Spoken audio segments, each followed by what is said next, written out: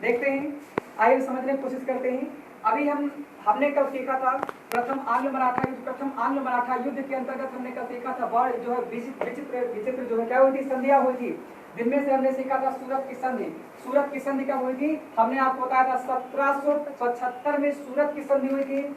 उसके बाद क्या हुआ था? पुरंदर संधि हुई थी 1776 में, है ना। एक पुरंदर की संधि शिवाजी और जो है क्या नाम है, जय सिंह के मध्य तो जो है 1665 में हुई थी, वो अलग है, ठीक है, ध्यान रखेंगे।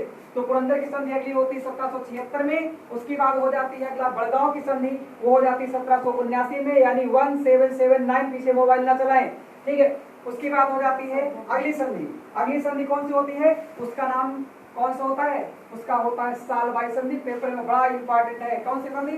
सालबाई संधि 1782 में होती है। और फिर संधि हो जाती है एक बेसिन या बसेन की संधि होती है जो 1802 में कब हुई थी? 1802 में हुई थी। इसमें जो है अंग्रेजों का बहुत लाभ हुआ, लेकिन मराठों ने अपना अपमान समझा। समझ जाएंगे, मराठों ने अपना अपमान समझा। इसमें जो है सिंधिया और होलकर ने इस संधि को मानने से इनकार कर दिया। कसुतराम ये संधि न मानेंगे, समझ जाएंगे। और ये संधि न मानेंगे तो यही जो संधि है अर्थात बसेन या बेसिन की संधि ही जो है द्वितीय आंग्ल मराठा युद्ध का जो है सूत्रपात करती है। समझ जाएंगे। अर्थात द्वितीय आंग्ल मराठा युद्ध का प्रमुख कारक कौन था? तो बेसिन की या बेसिन की संधि, क्योंकि इसको मराठा लोग मानते थे कि हमारा अपमान हुआ है। अपमान जाहिर सी बात हुआ था, हमने सीखा था कि क्यों किया था, एक तरफा बात हो गई थी। समझ जाएंगे ना। देखो अब हम बात करते हैं द्वितीय आंग्ल मराठा युद्ध। द्वितीय आंग्ल मराठा युद्ध पूछा जाए, द्वितीय आंग्ल मराठा युद्ध हुआ कब से कब तक था? तो ध्यान रखेंगे, द्वितीय आंग्ल मराठा युद्ध हुआ है 1803 से लेकर के 1805 तक। द्वितीय आंग्ल मराठा युद्ध 1803 से लेकर के 1805 तक चलता रहा। इसमें तत्कालीन कारण क्या था? हमने बताया था बसीन की संधि, ठीक है। तो इसका मराठों ने उल्लंघन किया। कासुतरा जो है, जो हमारा अपमान हुआ का एक संधि होते जो यही करते थे, चोरकर क्या करते थे, आप समझ पा रहे हैं? वो सब क्या करते थे? संधि करते, लेकिन संधि का उल्लंघन करते थे। हमने आपको बताया था, देखो जो बेचारे हैदराबाद के निजाम जो थे उनको नाश कर डाला था, है ना। उसके बाद हैदर अली को नाश कर डाला था। कोई माना था? नहीं, इनकी सबकी आदत यही थी। तो उसी तरह मराठों ने इसका उल्लंघन करते हुए अंग्रेजों को पुनः चुनौती दी। कहा चलो लड़ते हैं, है ना। तो उस जब लड़ने के लिए चुनौती दी तो उसमें जो मराठा साम्राज्य के जो लोग थे जिन्होंने युद्ध का मोर्चा थामा था, उनका प्रमुख नाम था एक दौलत राव सिंधिया, दूसरा नाम था भोसले। और हमने बताया कि यही जो ऐसे दो लोग हैं, सिंधिया और भोसले, इन्होंने ही प्रथम आंग्ल मराठा युद्ध जो हुआ था उसमें बसीन की संधि को मानने से इनकार कर दिया था। समझ जाएंगे। बाकी यशुआ पेशवा सब मान लिए थे ना, कल आप पढ़ चुके थे। इस जो है इन्होंने क्या कहा?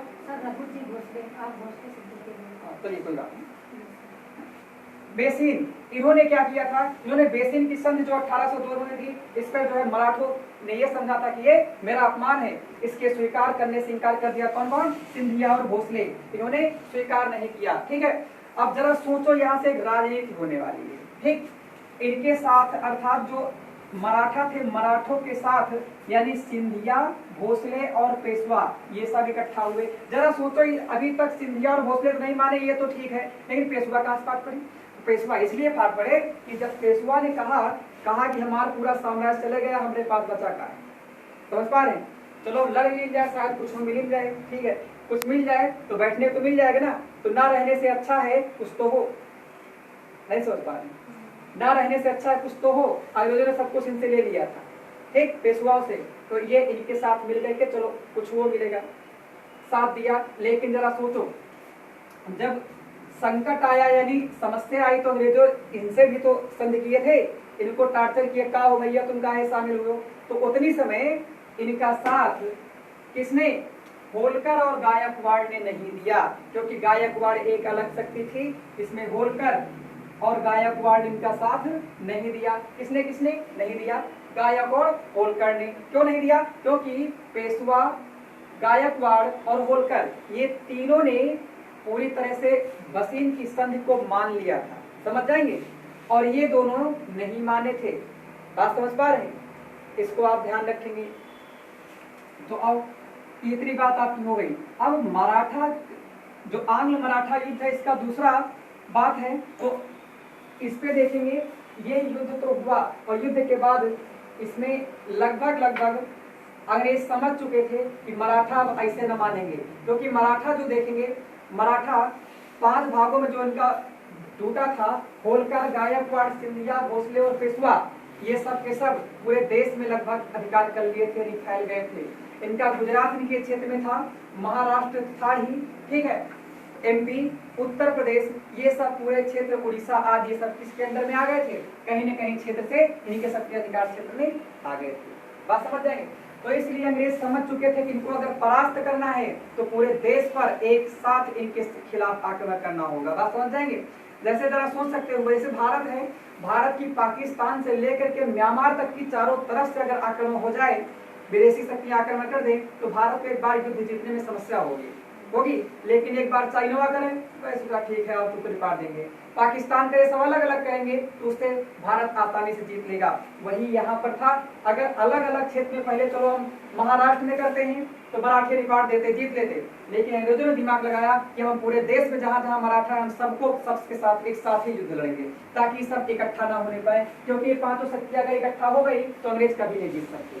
बात समझ जाएंगे। तो इन सब से युद्ध एक साथ छेड़ दिया, कब? अगस्त 1803 में। समझ जाएंगे। तो वही संपूर्ण भारत में अगस्त 1803 में अंग्रेजों ने मराठा शक्तियों के विरुद्ध युद्ध शुरू कर दिया। समझ जाएंगे। कहा? पूरे भारत में एक साथ। ये सब एक दूसरे से मिल न पाए, जब मिल नहीं पाएंगे तो कैसे शक्ति इकट्ठा हो पाएगी? नहीं हो पाएगी ना। तो इसलिए अगस्त 1803 में शुरू कर दिया युद्ध, जिससे मराठा इकट्ठा ना हो सके। इस प्रकार से देखा जाए अंततः युद्ध चलता रहा और युद्ध में सिंधिया और भोसले ये जो दोनों हैं जो नहीं माने थे, कि दोनों जने अंग्रेजों से कहा अच्छा ठीक भैया चलो बसीन की संधि को मान लो। आप समझ जाएंगे। तो बसीन की संधि को ये दो लोगों ने भी स्वीकार कर लिया और इसके लिए अंग्रेजों ने कहा सुना जब पहले मान लिए होते तो काहे लिए नौटंकी बात है ना, युद्ध काहे हो।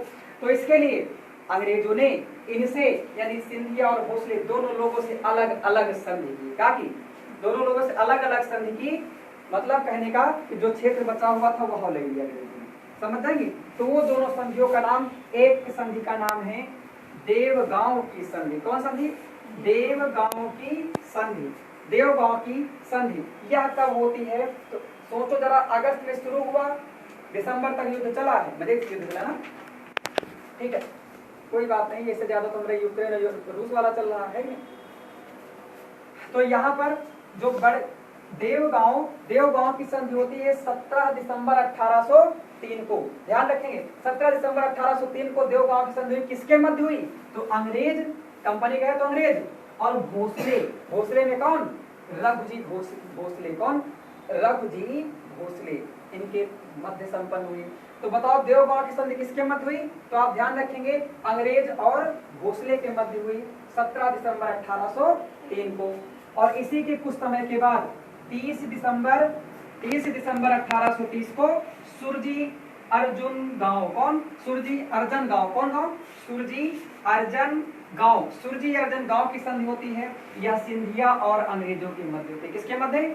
सिंधिया और अंग्रेजों के मध्य। समझ जाएंगे। ये संधियां आपकी हुई।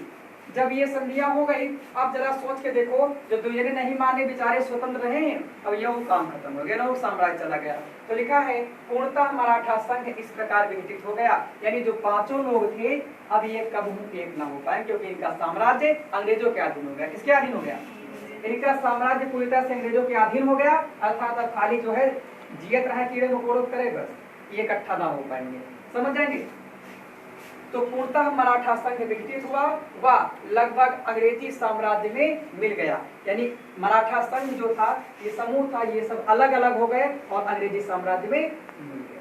समझ जाएंगे। हम कभी बात करेंगे इन पे, पूरी कहानी आपको बढ़िया इतिहास बताएंगे बहुत बढ़िया से, आप देख लेंगे उनको। ठीक है, ये थी महत्वपूर्ण बातें। अब कह दो तीसरा आंग्ल मराठा युद्ध कैसे हुआ? तो यहीं से संपन्न हुआ अंग्रेजों के उत्पात। क्यों? क्योंकि देखा जाए पूरे भारत में अंग्रेज फैल चुके हैं। ठीक है, अब अंग्रेजों सोचेंगे कि भैया हमारे पास किसी भी प्रकार की कोई रोक छोक नहीं है, अर्थात उन्हें कोई रोक नहीं सकता। ठीक है, इसलिए अब अंग्रेज में आएंगे Lord Hastings. Warren Hastings, Lord Hastings अलग अलग है, ध्यान रखेंगे। प्रथम आंग्ल मराठा युद्ध, द्वितीय आंग्ल मराठा युद्ध। प्रथम आंग्ल मराठा युद्ध के समय अगर पूछा जाए गवर्नर जनरल कौन था, तो उसका आंसर होगा आपका वारेन हेस्टिंग्स था। कौन था? Warren Hastings. द्वितीय आंग्ल मराठा युद्ध के समय कौन था? तृतीय आंग्ल मराठा युद्ध के समय अभी हम पूरे करा लेते हैं तो बताते हैं, ठीक। तो इनको आप याद रखेंगे। अब हम देखेंगे तृतीय आंग्ल मराठा युद्ध क्यों हुआ। तो देखो यहाँ से अंग्रेज अब अपना उत्पात शुरू कर देंगे, यानी कहीं पर कुछ करें, कौन रोकेगा। लेकिन यहीं पर अब अंग्रेज आएंगे, बदतमीजी करेंगे, किसके साथ? भारत जनजातियों वाला देश है, पता है ना, अलग अलग जातियां हैं। एक जाति है पिंडारी, क्या नाम है? एक जाति है पिंडारी। जो पिंडारी थी यह एक जनजाति है, यह मराठों के साथ बिना पैसे की लड़ाई करेगी। समझ पा रहे ना? इन पर अंग्रेज अटैक करेंगे तो जरा जाहिर सी बात है, अगर सोच के देखो ये पिंडारी मराठों के साथ फ्री में लड़ाई करते थे, पैसा नहीं लेते थे, तो इन पर अंग्रेज अधिकार करेंगे, ये लड़ाई करेंगे इनसे या इनको मारेंगे तो मराठों को बुरा ना लगेगा। साम्राज्य ही तो गंवाया है, मनैवत जिंदा है। तो ये मराठा फिर से एक हो जाएंगे पिंडारियों को बचाने के लिए, वह बनेगा तृतीय आंग्ल मराठा युद्ध का कारण। समझ जाएंगे? अब हम पढ़ेंगे तृतीय आंग्ल मराठा युद्ध, ठीक है।